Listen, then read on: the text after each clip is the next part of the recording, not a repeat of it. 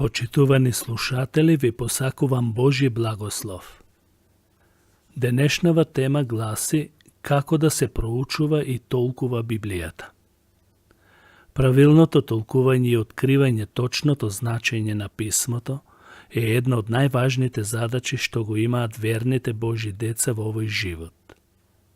Бог не ни вели дека треба само да ја читаме Библијата, туку заедно со читањето треба да ја проучуваме и да вложиме труд да ја истражуваме нејзината содржина. Студирањето на писмото или Библијата е тешка задача. Да, навистина е така. Брз или кус преглед на писмото понекогаш може да даде многу погрешни заклучоци за она што сакал Бог да ни го каже. И поради оваа причина од суштинско значење е да разбереме неколку принципи како да го одредуваме вистинското значење на писмото. Пред да дадам објаснување на темата, ќе кажам како ги собирале библиските книги и како станале канон, односно книги кои ги познаваме како Божи книги. Знаете дека Библијата има 66 книги. Стариот завет 39, а Новиот завет 27. Целиот процес на собирање на канонските книги траел 300 години.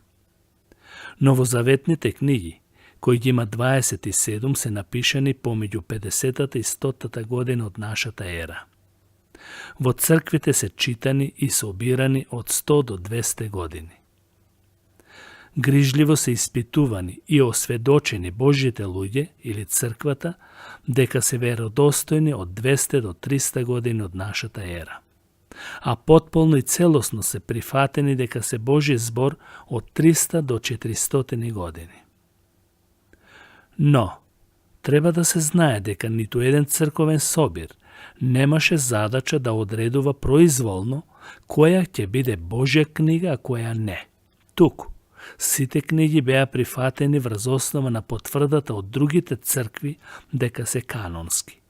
Некои книги биле спорни и се водела дискусија околу нив, например посланието до Јаков, од Јаков, Петровите посланија, Јовановите посланија и Јуда. За да се одреди канонот, постоеше 3 главни услови. Авторитетот на писателот на црквата. Книгите ги пишувале луѓето кои биле веќе признаени дека се од Бог испратени за да ја објават неговата волја. Во Стариот завет беа законодавци и пророци, а во Новиот завет апостоли и нивните соработници. Како второ, требаше да имаат надворешен доказ. Важна им била на постоечките цркви согласност со историските книги. И како трето, требало да имаат и внатрешен доказ. Самите книги јасно покажуваат кои се со авторитет и инспирација од Светиот Дух. Тоа е многу важно, бидејќи книгите кои се од Светиот Дух не се спорат една со друга. На тој начин е одреден канонот. Надворешниот доказ на инспирација може да ги доведе луѓето до вера само на нивната историска автентичност, но сведоштвото на Светиот Дух донесува вистинско духовно уверение за вистината и канонот. И така, црквата не е пред Божиот збор, туку Бог се објави со неговиот збор и го даде на црквата, а црквата се подреди. Црквата го објави како канон, подредувајќи се целосно. Канон значи мерило. Тие што се проверени и потврдени за канонски книги се правило за нашата вера. Библијата не е авторизиран собир на книги, туку собир на авторизирани книги. Како да ја толкуваме Библијата? Прво, молете се и барајте од Светиот Дух да ви даде дух на разбирање. Тоа е основа и темел во проучувањето.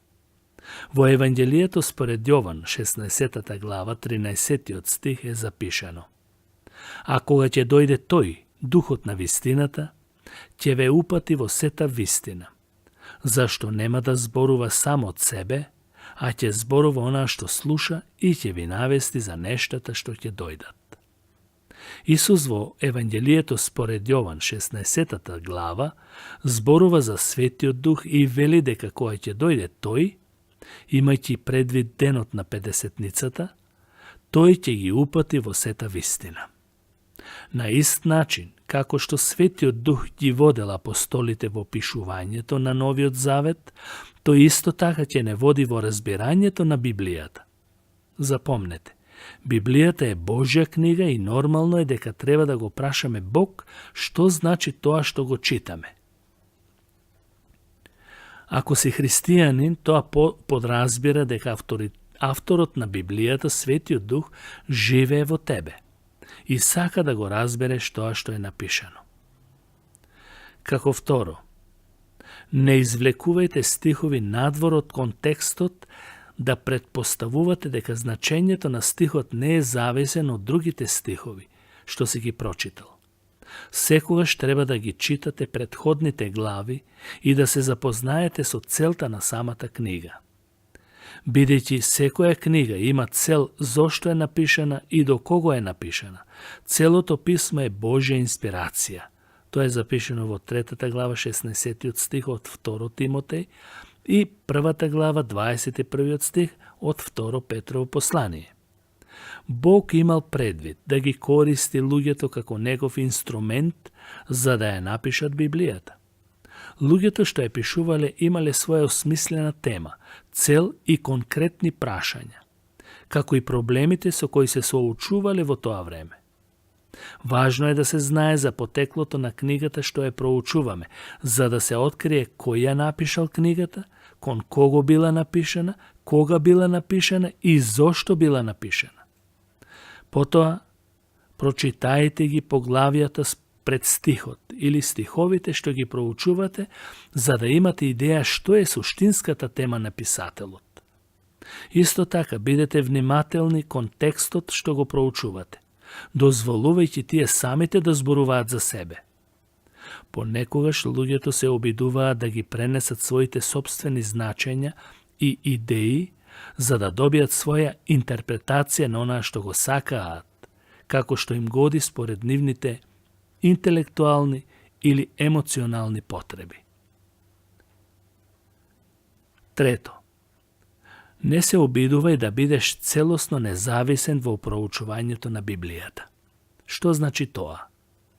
Надуено и гордо звучи да сметаш дека не можеш да добиеш правилно разбирање преку работата и трудот на оние кои пред тебе го изучувале писмото во текот на нивниот живот. Некои луѓе имаат погрешен заклучок во поглед на Библијата, со идеја дека ќе зависат само од Светиот Дух и ќе ги откријат сите скриени вистини во неа. Тоа е наивно и просто да се каже дека од никого не ти треба помош во проучувањето. Христос, испраќајќи го Светиот Дух, даде способни луѓе, духовни дарови во неговото тело. Еден од овие духовни дарови е дарот на учители.